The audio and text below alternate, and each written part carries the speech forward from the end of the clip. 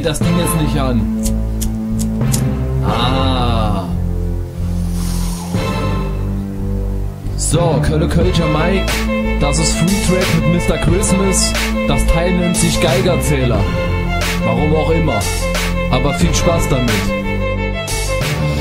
Kölsch, aka der Block, Hustler, kommt in den Block, bringt Blockbuster. Ich verdick Kanaster im Laster und mache Zaster. Hinterhof, Slang, Gangbang, Haus und Pasta. Streetmember, Drug Dealer, Aggressivität. Die Bullen kommen wie die Bahn, zu spät. Der Deal, der ging klar und ich habe wieder Geld. Von Frankfurt nach Detroit, rund um die Welt. Du sagst, du wärst kein guter Rapper, nein, du wärst der beste Mann. Eine von vielen Lines, die Mr. Christmas wohl nicht glauben kann. Du fährst eine Drecksschleuder, ich komm mit dem Tesla an und poste dann ein Foto mit deiner Bitch im Arm auf Instagram. Überkrasses Pentagramm auf deinem Hoodie. Bewerte die komplette Szene wie dieser Moody. Weihnachten vorbei, davon mir gab's nicht mal eine Demo. Sorry, die Geschenke waren alle für mich, ich pushte mein Ego. Dieses Rap-Game ist wie Lego.